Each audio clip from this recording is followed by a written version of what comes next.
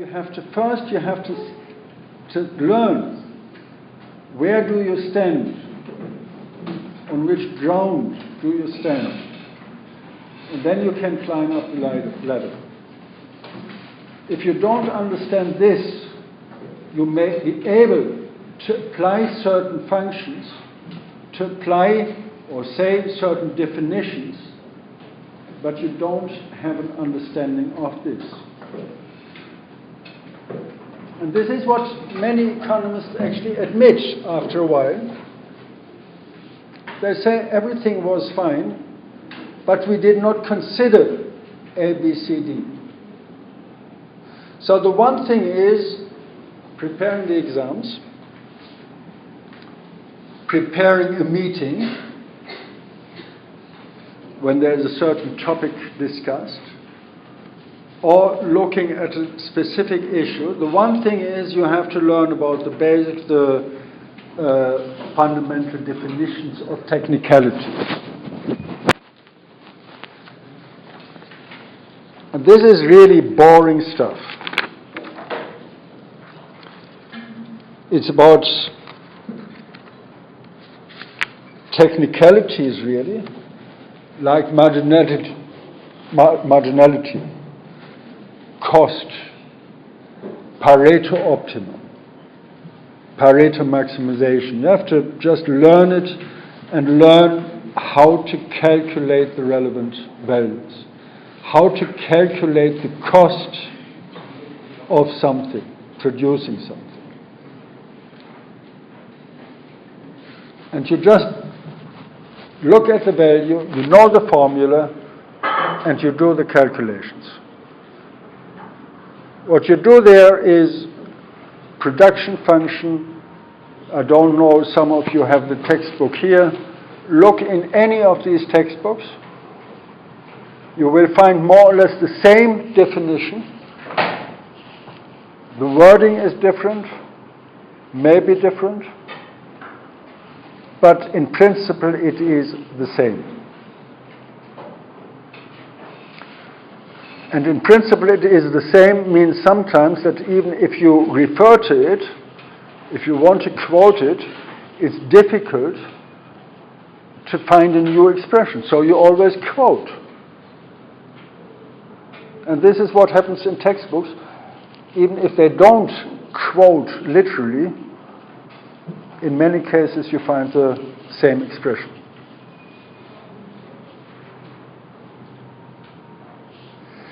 The other thing is to understand what we are talking about, A, in terms of its complexity, and then looking at the little building blocks, where do they actually fit?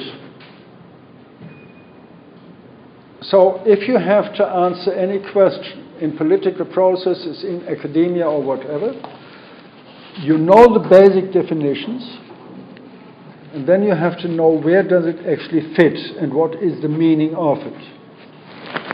And the funny thing is, you first have to understand this complex picture before you actually can understand the meaning of the details.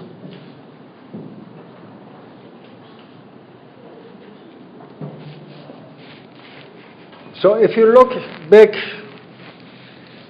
at this apparently seemingly very complex picture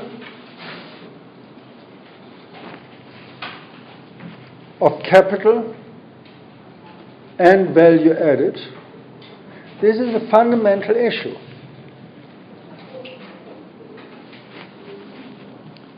And it is very complex. The first thing we do in economics, actually, we only talk about capital in terms of investment. That's it. And we only talk about value added. What is the added value after we do something, after we produce something, after we invest, after we consume? What is the value we get out of it? So we have the two items there, C and VA. from the formula. But then we see already that what we are looking at in economics, when it comes to capital, is a very limited understanding. Because it is about individual capital as a matter of the individual enterprise. But this individual capital on the enterprise level depends already on the capital of individuals, on the education individuals have, on the readiness or ability people have to move from or to move to their workplace, the readiness as well, the ability of having children, having elderly they have to look after, and the ability to do it. This is on the one hand something individuals do for themselves. You do, and you do, or you don't do. And I depend in the enterprise on you doing it and you not doing it. If you have children to look after, it's for me individually a decision, what can I do with you? Well, half of the day you are not there on the individual level. You are highly qualified, you are not. So what do I do? It depends, on, of course, on what kind of business I have, I want to do.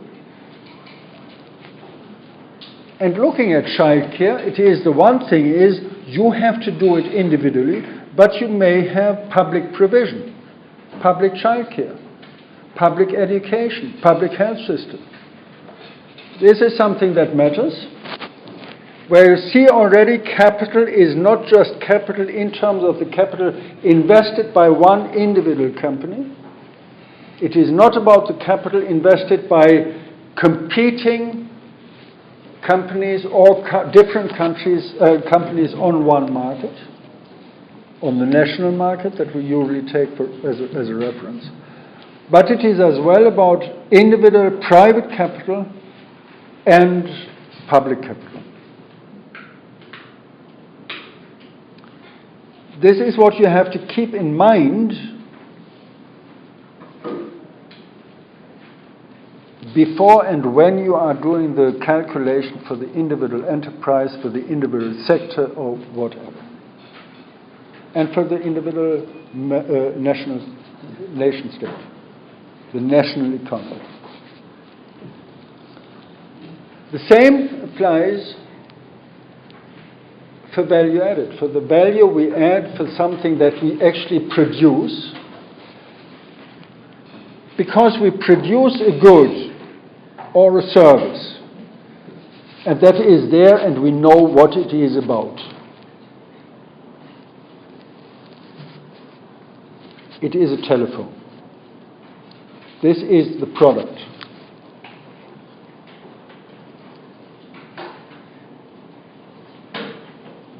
And we don't know exactly where it is produced. Because I said when we talked about Apple, or it is said when usually with Apple it seems to be somebody invested the research there, that you get 200, more than 200 parts of, out of 200 different, or not 200 different countries, but many different countries contributing to the production of this thing. So you have your one enterprise producing it, but you have actually many contributing to it. So what is the value added? What is done in this individual enterprise, and what is valued, what is added in terms of value there? It's a small amount, it's a small fraction that actually is done in the individual enterprise. Something to be considered. And then you have to look at these together meaning you look at the capital side in terms of investment and you look at the added value. And it is something where you have different contributions that usually are not calculated, but that you are valuable. You have childcare, you have looking for somebody after your children, after ill people, sick people. So you can go to work. You have certain conditions in terms of climate that are favorable. And you have negative aspects of production. You produce this item, but at the same time you produce externalities in terms of pollution. And sometimes you don't have to pay for it. It is somebody else to pay for it. The waste, the emission, this is something that has to go into this overall calculation. As individual enterprise, you are only interested in it if you have to pay. This is the rule of the market system. As soon as somebody else pays, I don't have to mind. Then it is, of course, about regulation there as well, that you say, okay, I have certain mechanisms in place where I am actually made responsible for the negative effects, for the externalities, or where you have other mechanisms in place that allow you actually to escape.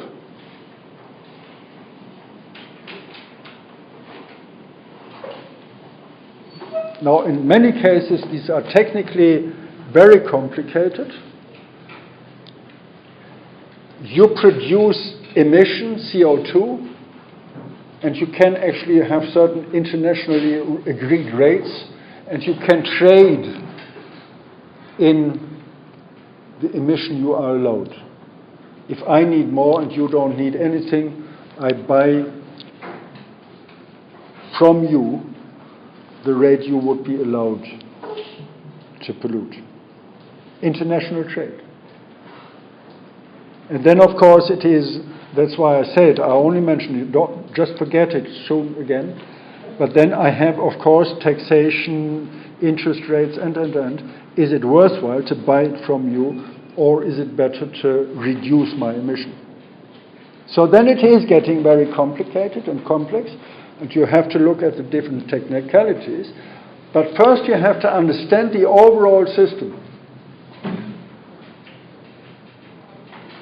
One of the reasons is that all this is very much, and this is a fundamental consideration of economics,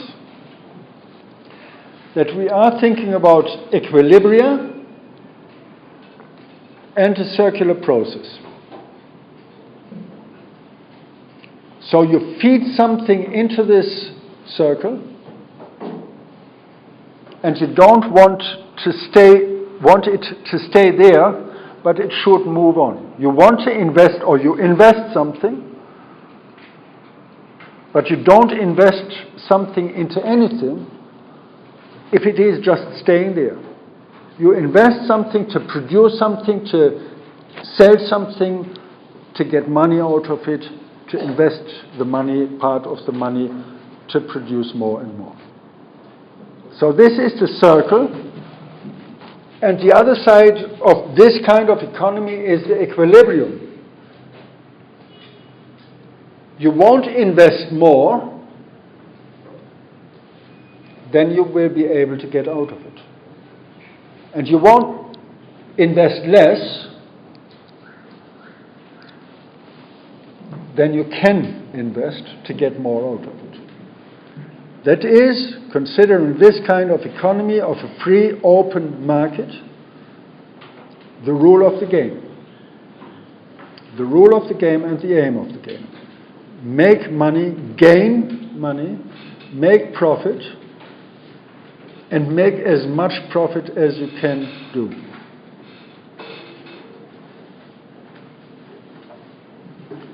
Terms and condition apply, meaning there are certain rules, government rules, competition rules, that don't allow you to develop freely. And we talked about these things in different contexts. Just open the newspaper, you see something on interest rates, you see something on taxation, you see something on regulation. All this is terms and conditions apply. And of course, not all the same terms apply in the same way for everybody, because if you have a strong market position, price-setting role, you can deal with these things in a different way.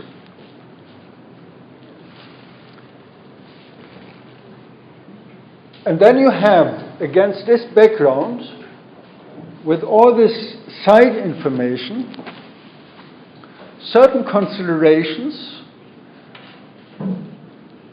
that allow you or encourage you to build up a model, to look at the different parts of profit production, to look at the different parts of costs. And this means to look at it in terms of what do I have to pay and what is there left for somebody else to pay. Do I find somebody else to pay for it? If so, fine. If not, bad luck. But this is what I want to avoid. Not bad luck, but a systematic and systematically planned process. This is another thing of arts. The art of planning, the art of considering the different factors going into this process of production.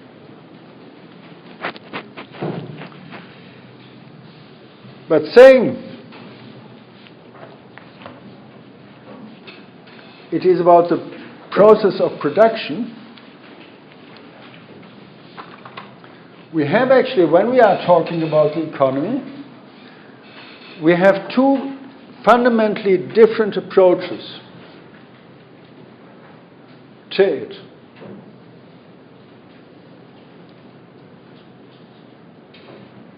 And this is what we have to understand as well.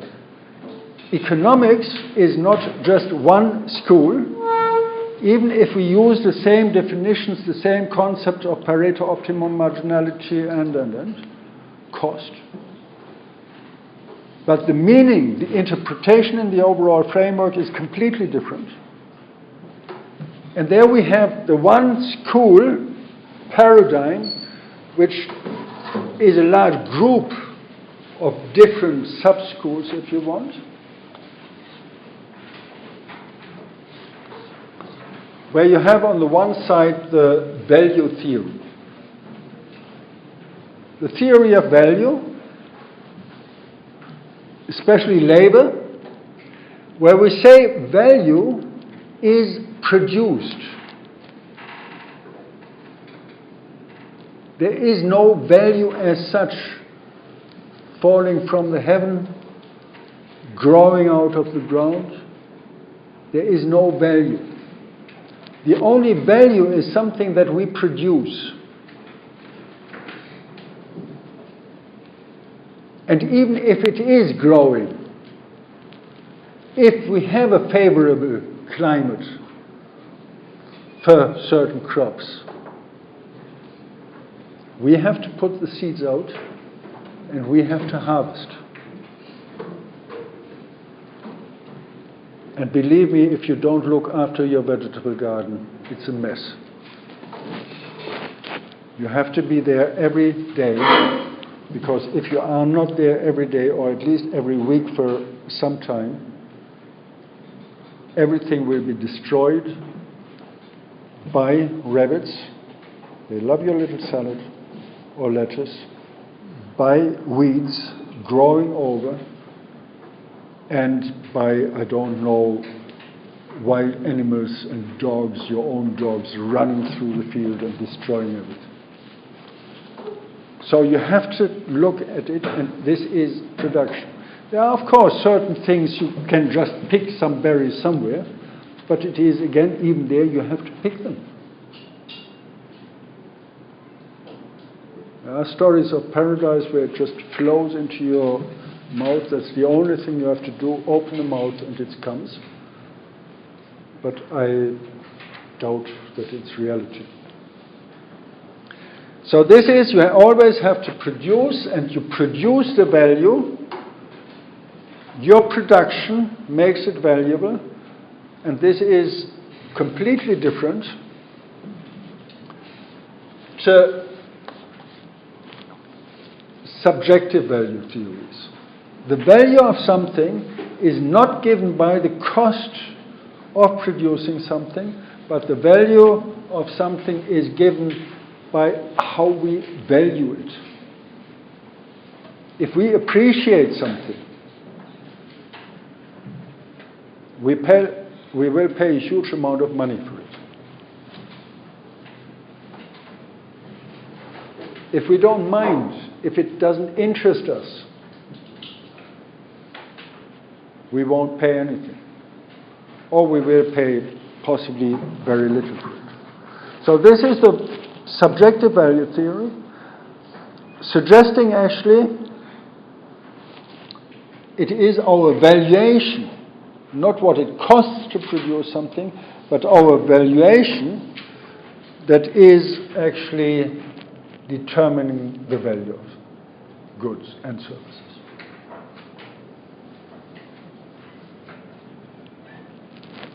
Fundamental difference, even contradiction, where you have here actually the orientation on demand, and here you have the orientation on supply.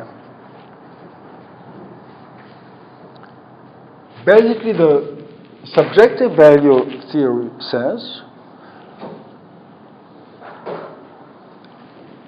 provide goods, offer goods, make them attractive. Of course, you have to consider a certain price. Make them attractive, and people will buy it.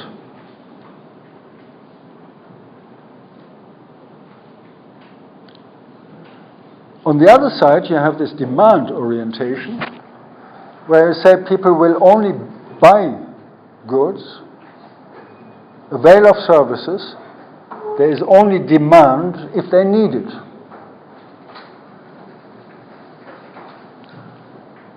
And then you have another difference going hand in hand with this, that you have here actually the orientation on intervention, political intervention. And here you have the strange thing, or the strange English term, laissez-faire, let it go, it will automatically develop. It's a French term. Laisser, let, faire, do. And in any textbook dealing with this, it is called laissez-faire. We use the French term. In music, we use the term let it be. It's a famous song by the Beatles, I don't know how many years ago, but that's another story. So laissez-faire, things will automatically develop, supply things, produce something, supply it, and then people will buy it. Actually, supplying something already creates a market. And there you have the other way around. It's only demand that actually creates the market. People need it for whatever reason it is, and then they will demand it. if there is demand, other people will provide it, will supply it, because then they know we can sell it. Buying and selling is always the fundamental thing of this market economy that we are talking about. As I said, there are many different theories going under the different headings.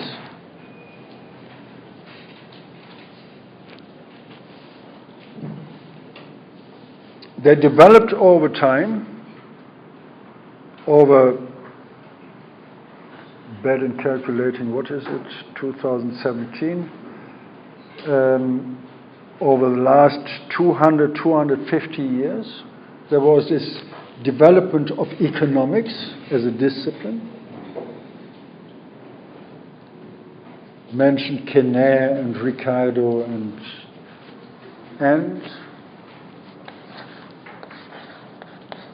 Jean-Baptiste Say. Jean-Baptiste Say, actually saying exactly this, he did not talk so much about the subjective value, but he said just supply goods. And supplying goods will create markets. And you don't have to interfere. Leave it going. Laissez-faire. This will develop an economy. And as you want to make money, as you want to gain, Polanyi, the reorientation of the economic process on the market, as you want to gain money, you will supply more. You will produce as much as you can produce, and you can produce as much as you can sell. And if you produce much, there will be a market. People will buy. This was, in a way, of course, a little bit simplified, the fundamental idea of this approach. People will buy it. And this is, of course, what we find. Both subjective value, go into the desert,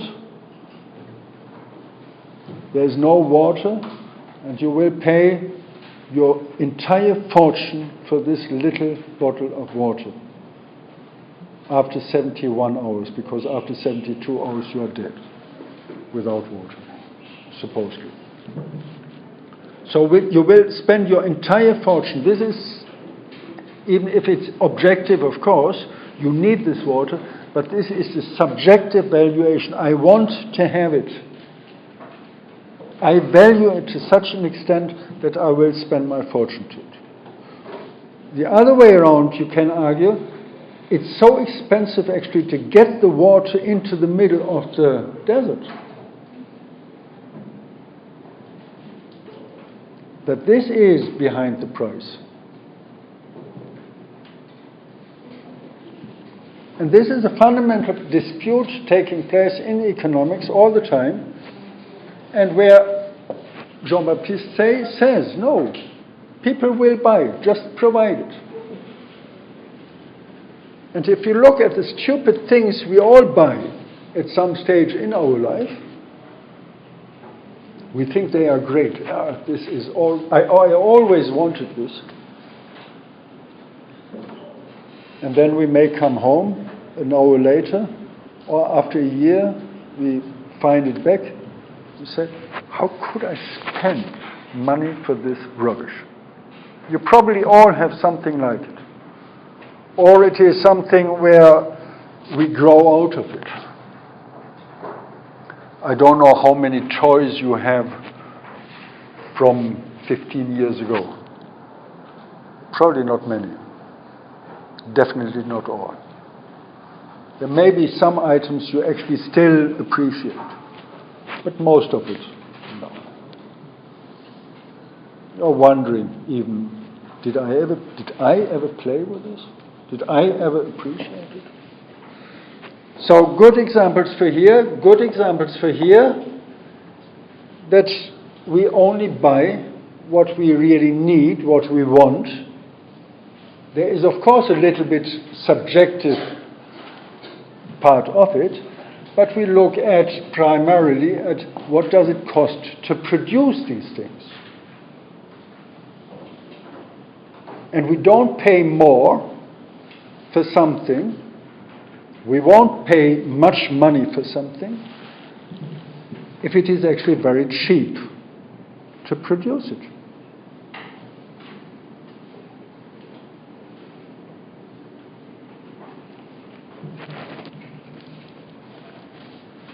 Supply side, and here we have even much later John Maynard Keynes. And of course the value theory was much longer before Keynes. It was Marx, it was Ricardo. In some way it was Keynes as well, where you see value theories, they said what does it cost to produce something, and this is what we have to consider, and we cannot rely on how people value it, what they pay, but we have to rely on what is it worth to produce it, what does it cost to produce it.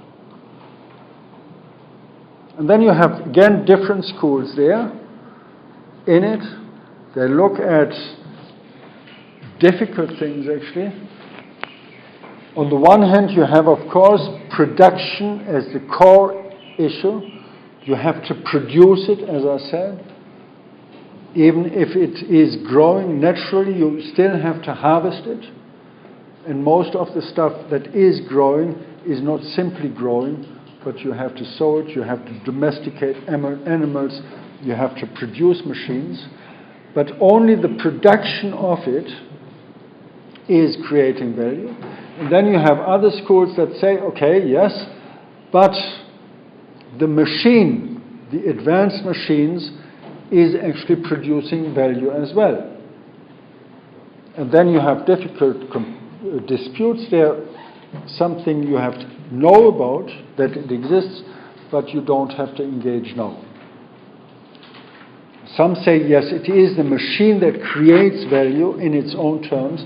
Some say, no, the machine is produced by human beings, by labor, by variable capital.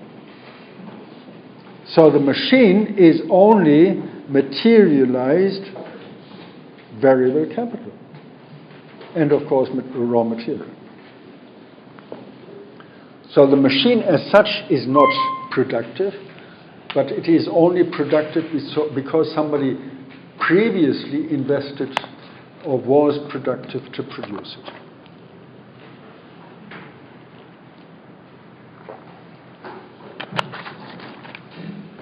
And this is something where we have the markets on each side. We are dealing with these markets where things are exchanged.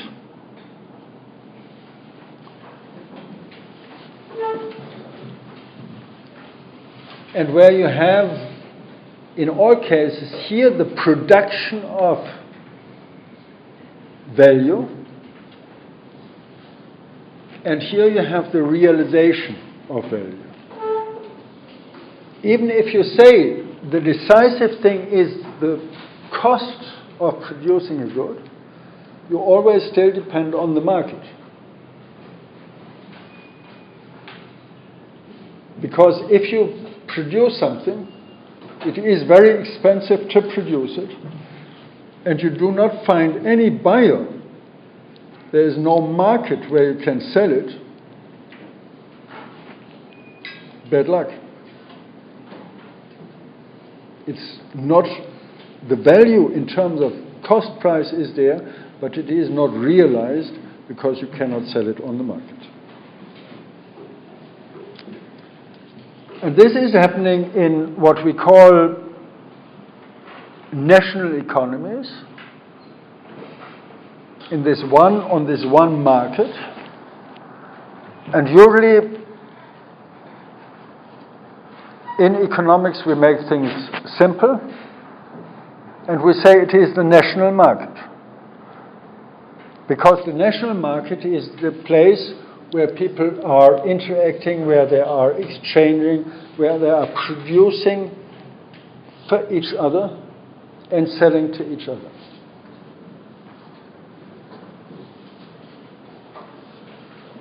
But even there you find certain things on this national level that you will find as well on the global level then, when it comes to markets, meaning when it comes to export, import, where you look at technological advantages, where you look at, with this, comparative advantages and disadvantages. Do you have the good conditions, the best conditions to produce it here, or is it better to rely on somebody else?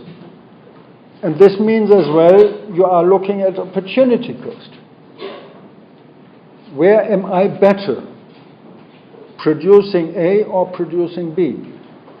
And I will produce that product, I will provide that service where I am best in.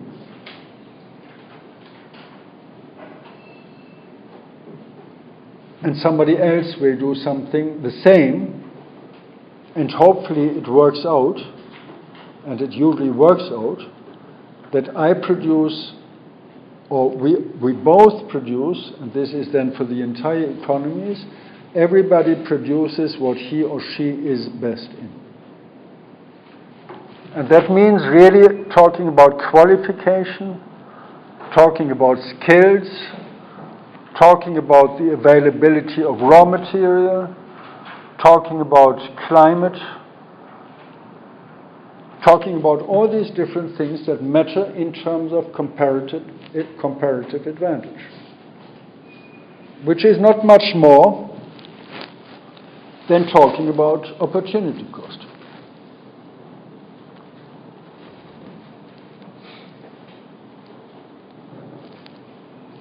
And this can mean very different things, depending on what is actually required for the specific good, product, or service.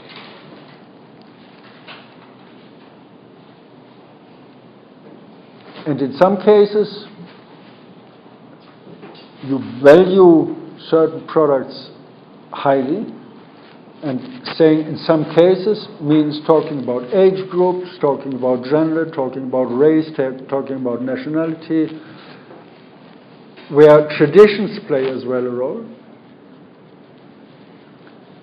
and where you have to consider as well the market. Is it about inferior goods? Is it about normal goods? Or is it about status goods?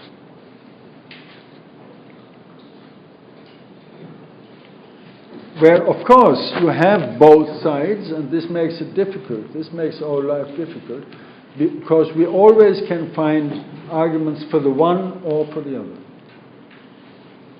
We can say, yes, it is about status goods. People really value something, and they will pay more for it. But we can say as well, inferior goods at the other extreme are inferior in terms of quality, and the quality is determined by the cost of production.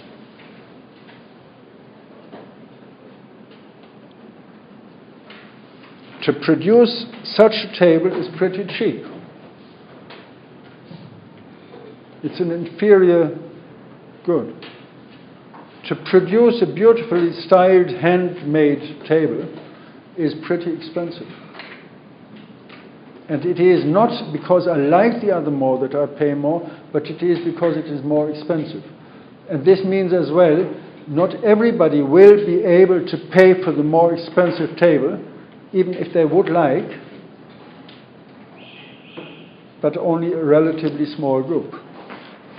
So in this way it matters as well. You get actually more money, and this influences the the rate of marginality, because you don't have to sell so many of these tables. Here, you earn per table, I just say a number as usual, 1,000 yuan. if you have this beautiful table, handmade, you actually charge for this 10,000. So you get much more out of this selling one item than, or you get as much, I think, if I didn't forget it already, you have to pay 10 of these to get the same money back that you get for this one. So this is what matters. You have to look at the different rates, you have to look at the marginality rates, but always in connection with the market you are going for.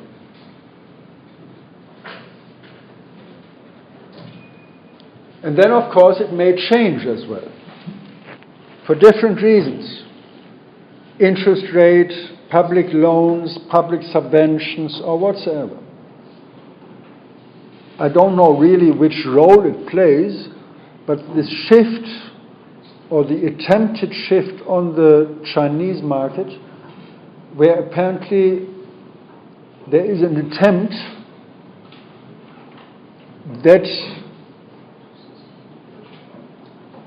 potatoes should be preferred and not rice. So eat more potatoes. I don't know the entire story. It's apparently easier and cheaper to grow potatoes and stuff like this. You have a change in terms of income, all this. This is very complicated then when it comes to detail. But first you have to know this overall picture, and then you can say, okay, how can we actually increase the consumption of potatoes? It is an amazing thing. On the one hand, it takes a long, long time to influence markets, to influence production.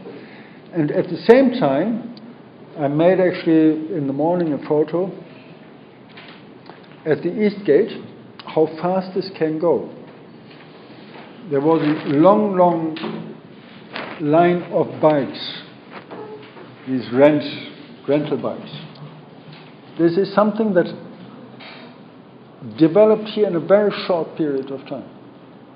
I read actually recently an article, I don't know in which paper, that the bike industry here in China, because it's not only ChangSha around the college, the industry for bicycles boosted enormously over a very short period of time.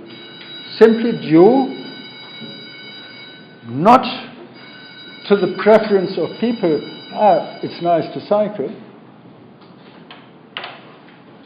but one of the decisions was this development, I don't know what is behind it, of a market for rent bikes in this shape, in this form, and this boosted an entire sector, industrial sector.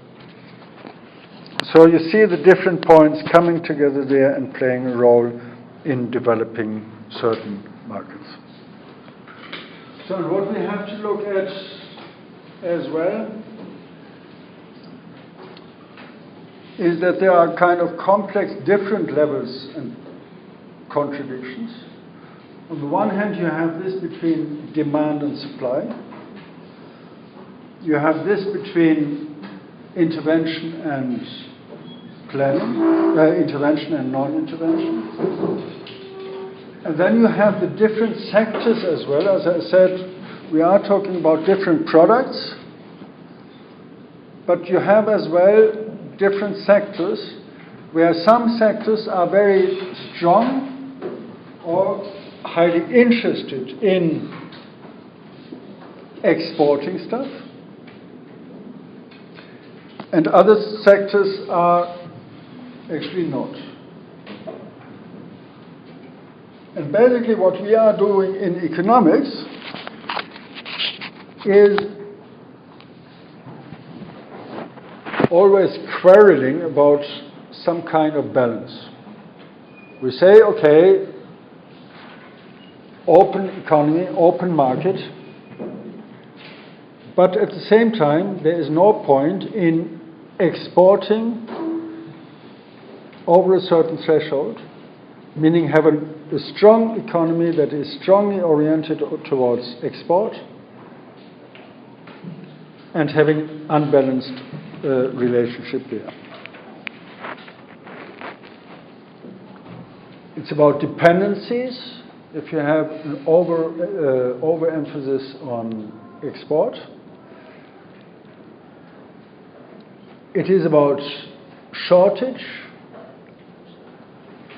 where you have exactly this problem that if you export too much, you always will face the problem or the potential problem that you don't have enough left for yourself. And it is as well about liabilities and indebtedness. Somebody has to pay for it. And if somebody exports only, it means you have on the other side import. And import is something that costs money, as simple as that. And you have to look from where can we get the money to pay for the goods we import. In the extreme case, if you don't produce anything, if there is no value created, produced, you won't be able to sell anything and to get the money for export. And we are interested in exactly this of the net export.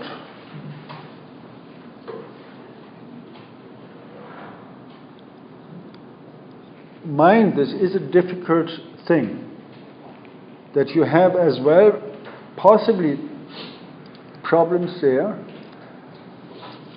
that you have a balanced system in the books, accounting, it would be zero or a zero difference, a balanced system. You have as exports as high as imports, but at the same time, it can be imbalanced in terms of what you export, import. You produce and export only raw material, and you import products that are actually made from this raw material. So in this way, it's possibly highly imbalanced that you re-import indirectly what you exported.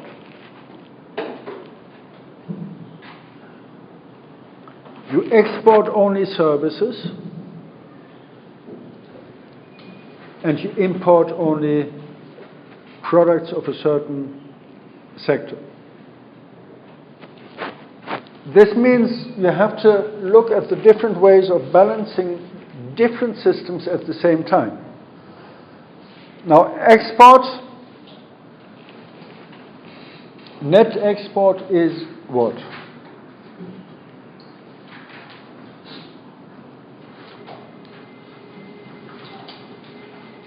It is imports and exports going together. But it is not the sum total of imports and exports. This is a different story. A country imports something for 1 billion and exports something for 1 billion. You would have the sum total of 2 billion on the foreign trade. But it is not the net export or net import you will have. And we have to be aware of net export is dealing with goods and services. Services are exported as well and imported as well. And of course, we have to be aware of the fact that some services can easily be traded internationally, increasingly with internet connections and. Many financial services are actually by definition not limited to the nation state. Many accounting firms are now working globally.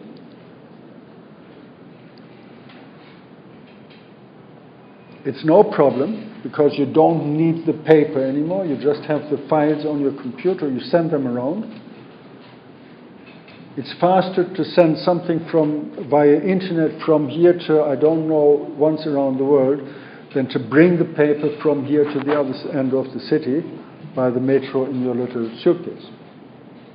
So in this way, these are tradable goods, and then you have goods, non-tradable goods that cannot be traded, that are bound actually to the person and to the place. Hairdressing is the typical textbook example. Hairdressing is a non-tradable service. The net export is actually defined as export minus import of a country.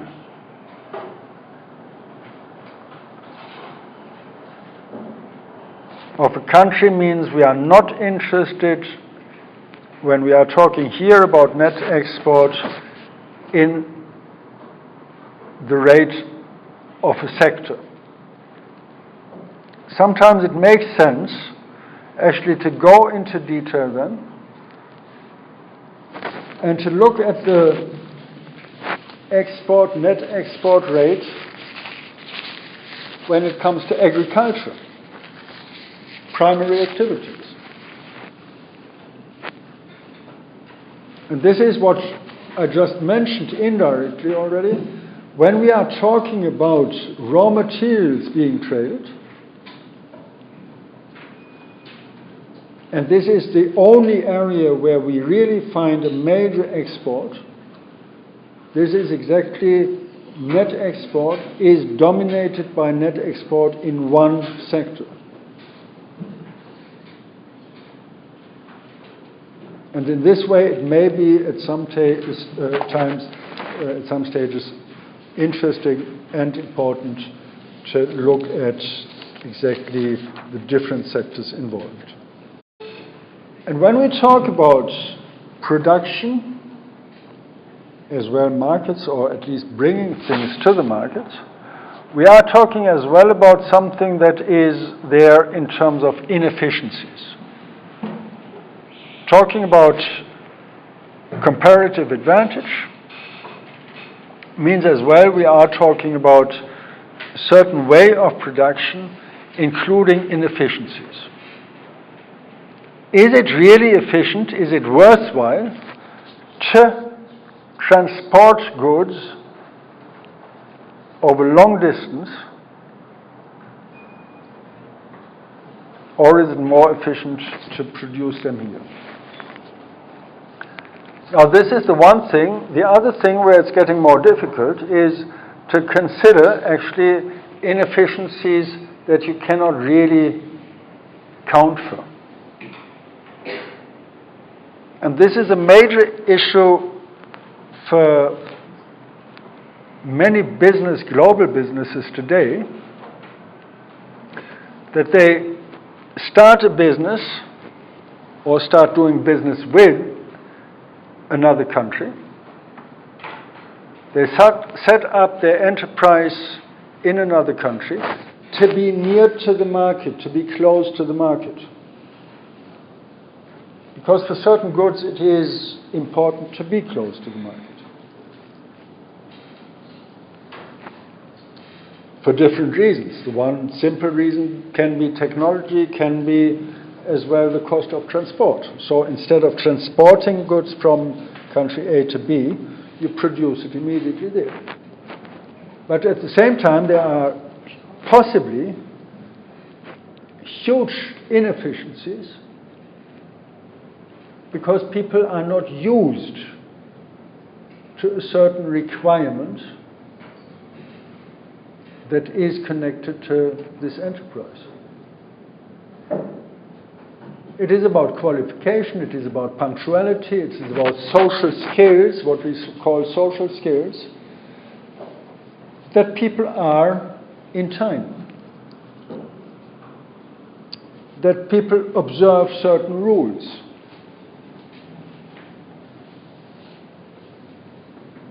And these rules are part of a national setting, part of traditions. And you will mention it as much as your Chinese, as much as your English students would mention it coming to here, when it comes to certain social skills, like attending class, being on time.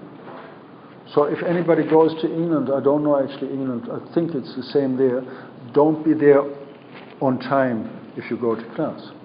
Because you will be the first one and you will be sitting there for 15 minutes and nobody turns up. If you come here 2 minutes late, it is being 2 minutes late if we start at 8 o'clock. You come 2 minutes past 8, it's being late. If you are in England, as I said, I don't know England, but I assume it's there as well, like in Ireland, like in Germany or whatever. If you start at 8 o'clock, it's written down, 8 o'clock we start, and you are going there at 8 o'clock, and somebody comes at 5 past 8, and somebody comes at 10 past 8, the one coming at 10 past 8 will say, "Oh, very early here." So it's part of social skills.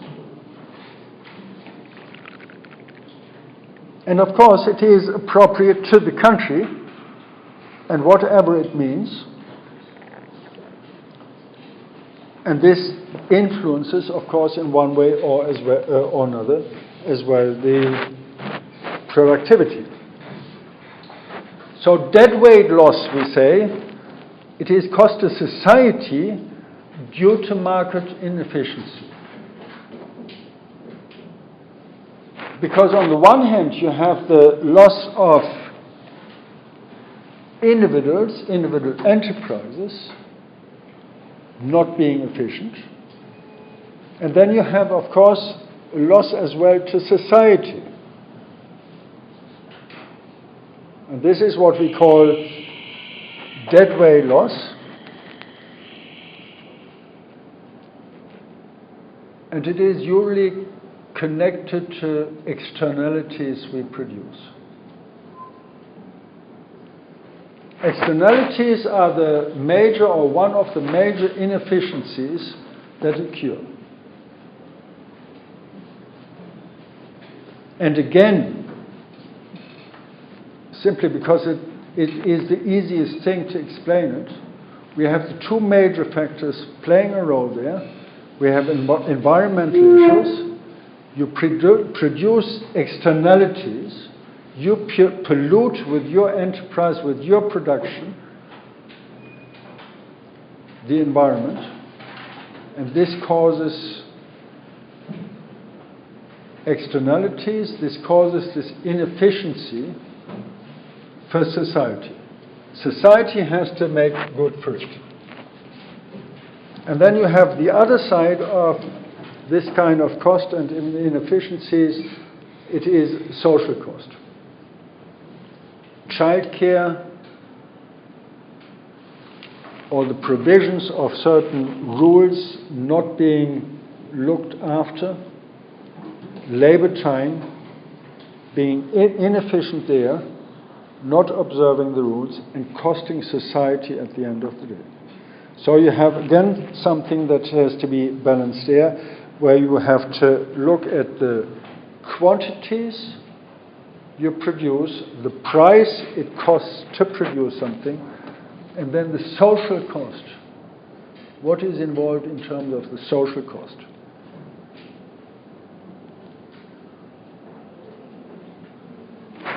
Then we come back to something like this, where we have the different sides of production. And we say, actually, here we are talking about the production in terms of the cost of production that actually create the value. It's not about subjective value, but it is about the cost of producing something. There's a very difficult thing for us to deal with, that in one way or another, on whichever side you stand, you are dealing with the cost of production. Because even if you say here subjective value theory, you are dealing with cost of production. You will have to look after whatever you produce, what does it cost to produce, and are people ready to pay for it? Do they value the product in a sufficient way? This is of relevance. Even there, as I said, subjective value theory, you have to deal with this. But then the other question is, where do I realize the value? Because producing the value is the one thing, and realizing the value is the other thing. These are two different things, and this is difficult for us in some way to cope with it. It is the difficulty of understanding the system in a sufficient way of saying we are producing value, but the production of value is only the one thing, and we still, in any case, have to go to the market to realize the value. And for this, we have to understand again the entire process of production, but now from a different angle. Now we are talking about the process of production in terms of factors of production, the investment, if you want. It's not entirely correct, but at this stage it's sufficient to say this is what we invest, the money we spend to produce. The market, we go onto the market actually and buy tools, machines, we invest in variable capital and raw material. So you have going back to C fixed, C circulating, and V. The different forms of capital you invest. This is cost of production. The added value is not a cost. This is something you get. Added value in terms of what you have to repay from the gain is a little bit a different story, but it is still investment at the end of the day, and it is still coming from the additional value. Because you took the loan for the future, you have to invest it there. So you enter a certain market there, and then you have another dimension to it. And what you do there is you sell the goods, you sell the products, you provide the services, and you ask for money for it. So you have a new market there. A second market. The first is the market for products, and the second is the market for investment. So this is important to distinguish and to be aware of it, that these are two different markets, and these are markets on which value is not created but realized. So this is the important difference to be kept in mind. Production of value and realization of value. And if you look at the overall circle of the economy, investment, production, and selling, you have on the two market ends the realization of what you actually produce in the middle. And you can say you produce in the middle because the starting point is actually already a continuation. There is no zero. You are in a circle. You are already dealing with something that is there. you are referring to raw material that is there. It's not zero, but it is one. And the idea is, of course, to go beyond one, and to go beyond two, and to go and grow. But this is important to keep in mind. Realization and production of value are two completely different things. At the same time, you cannot realize value that you didn't produce, and you cannot produce something without that it is valued.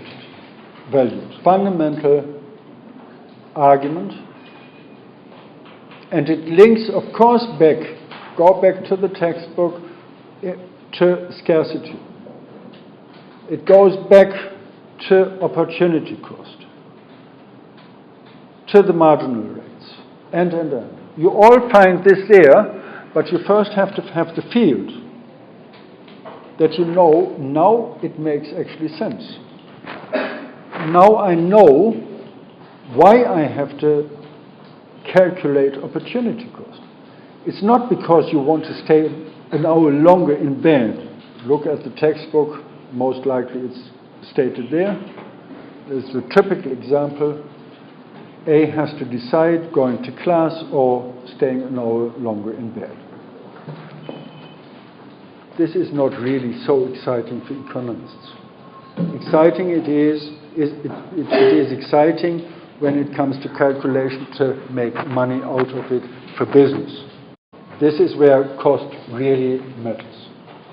And this is something where we have another tension, if you want, and challenge, that usually in economics we talk about planning as a macro system that is relevant there, and we have the planned economies. And as we have the planned economies, this is a macro category, and then we have on the opposite the free market without planning. This is basically what textbooks suggest. But then, of course, you have planning processes as well on the micro level, that any enterprise doing business will face the same decision. They will face the decision, the challenge to plan. And it's not so much planning, do I get up tomorrow at 8 o'clock or at 9 o'clock or even at 7 o'clock. But it is, how do I deal with the different factors of production in terms of what is the input that makes it valuable, that makes it profitable, that allows me to gain something out of this process. Planning. Even if you are operating on a market where it is about exchange and where it is about the realization of value on the market in this process of exchange, where you cannot plan the behavior of somebody else, it is still about the idea of planning as a matter of getting things into a position that are allowing to be profitable.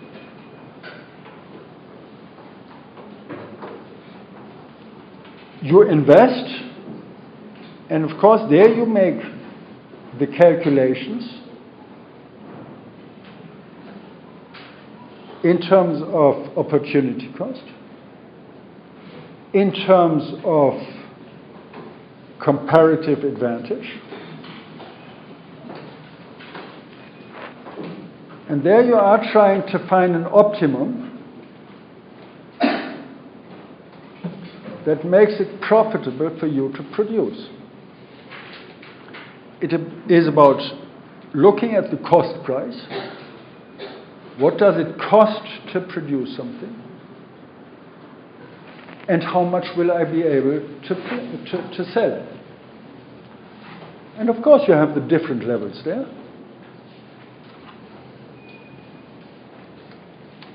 Which market do I target? This is a matter of planning.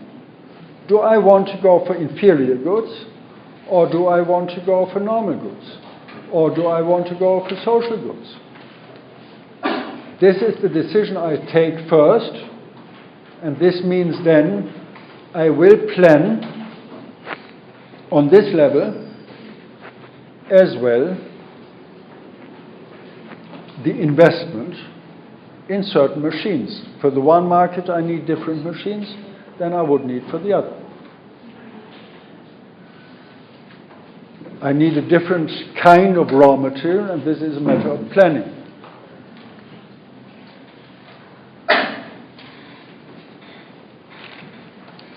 And this is something that happens in every individual enterprise and has to be dealt with by conscious decision and trying to find the parameters that will influence the future development. And planning is nothing else than this. Dealing with uncertainty. And dealing with uncertainty is the attempt, the effort to reduce uncertainty. And this is by way of planning. I try to include whatever I can include into this calculation.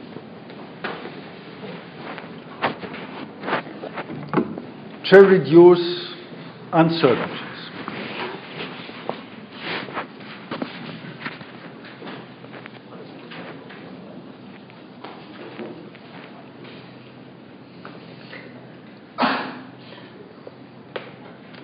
This is something I have to do.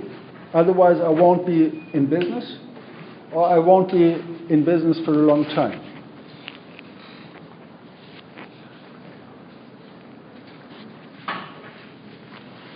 That's the problem we face.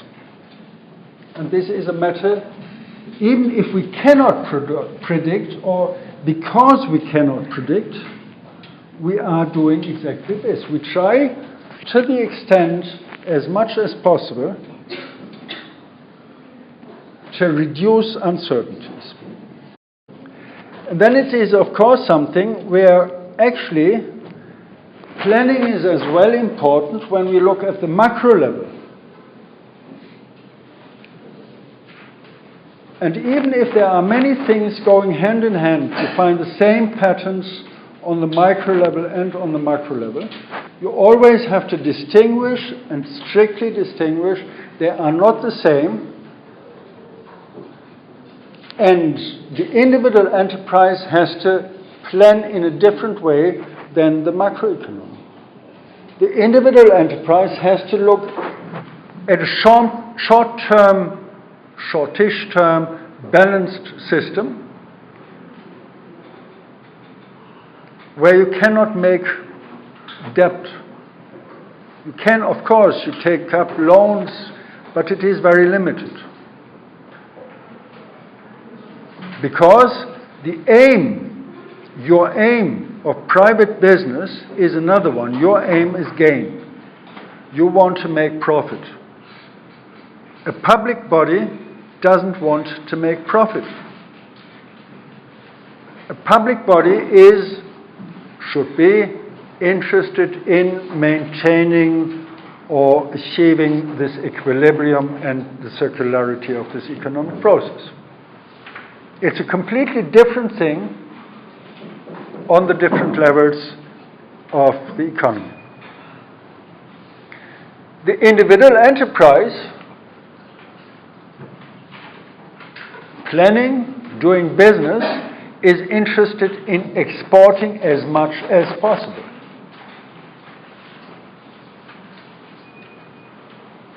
It is not interested in maintaining an overall balanced system of import and export, the trade balance.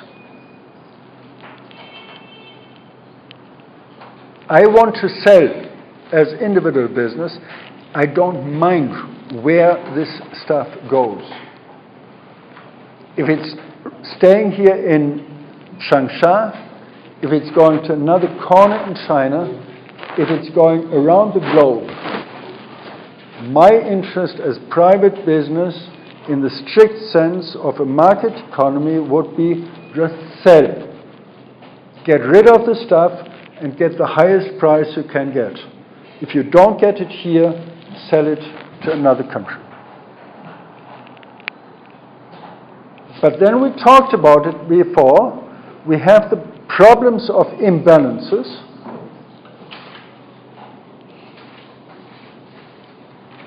And this is a problem on the macro level. Even if the individual business is still in a position where it can export goods, it may be a different thing for the entire economy, for the national economy, where it is unhealthy to produce more for export, and you have to look for a balanced relationship at least, or you have to produce more for the national market, which is not the same, not identical, but it is looking at the balanced system and at the national interests. This is very important when it comes to the different systems of the interests that are actually behind the production.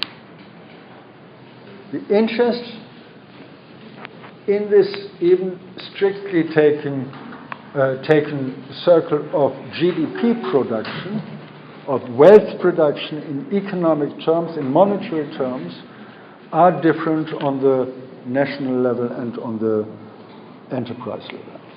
And this is, of course, something you find in actual discussions.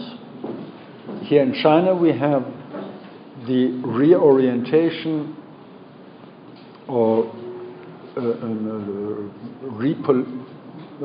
policy making in terms of orienting more towards a national domestic industry, consumption, production, which of course has a huge effect as well and huge meaning as well when it comes to wage distribution, wealth distribution, infrastructure. All this matters. And all this matters as well, of course, then today in a different way than it matters 20 years ago. Where 20 years ago you had to have the banks to go to the bank. Today you just have ATMs, or you don't have even ATMs, you have your phone with the Alipay, and you transfer money. You don't need a bank as a physical space anymore, at least for many things. So this is a difference in terms of environment in which planning takes place and in which production takes place. On the individual level and on the national level, meaning the level of the national economy. Keep this in mind, and then keep in mind as well that so far we are talking about GDP in terms of what is going on actually realized, going through this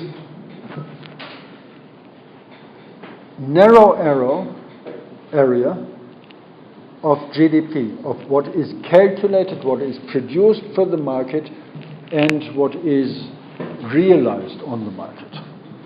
Goods and services, consumption, investment, government spending, and net export. This is what happens on the market. This is where you have this interaction between the core columns of capital and added value. But then you have another side to it, that's what is commonly said, money doesn't make happy,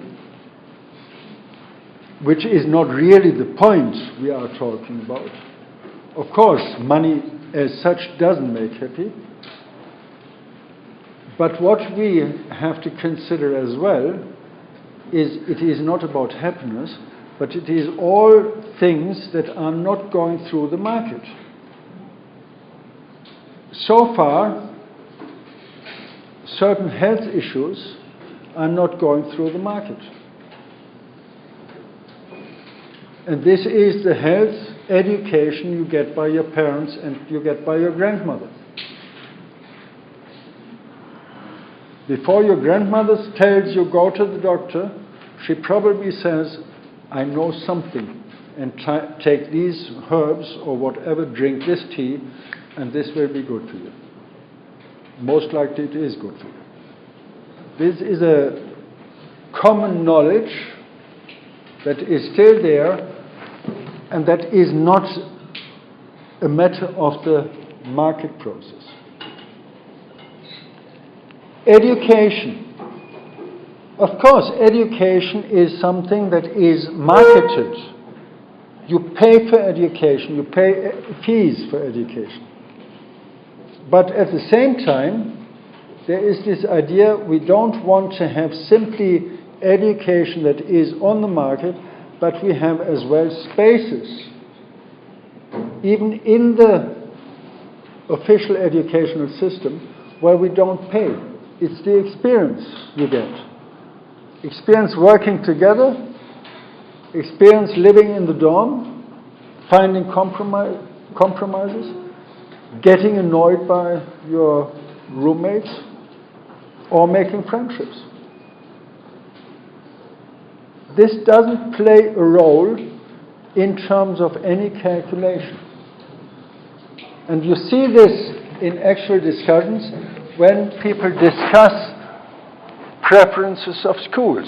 Should we have an advanced school, highly specialized, well-equipped for everything? Or should we have small schools, actually where we have, I don't know, in rural China you may find it as well, where we have different classes, different years going together and learning together, and they don't learn only the subject, but they learn as well working together, taking care of each other. And this is one point here,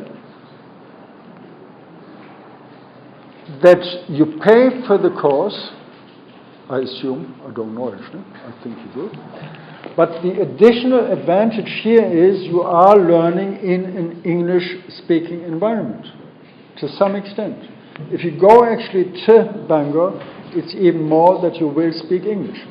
This is not part of the immediate calculation on the market, but this is an additional issue that plays a role when it comes to well-being, when it comes to qualification. The one thing is get engaged and get your course, pay for the tuition.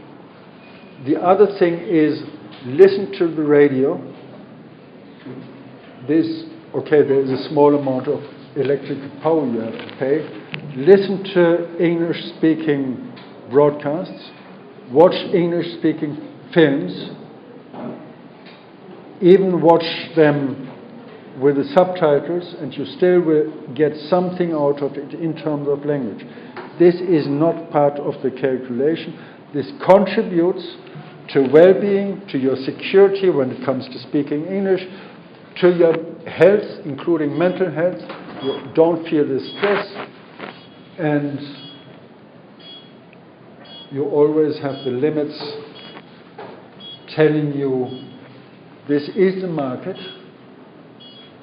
this is the computer telling you the time is over, and there is the bell telling you the time is over. So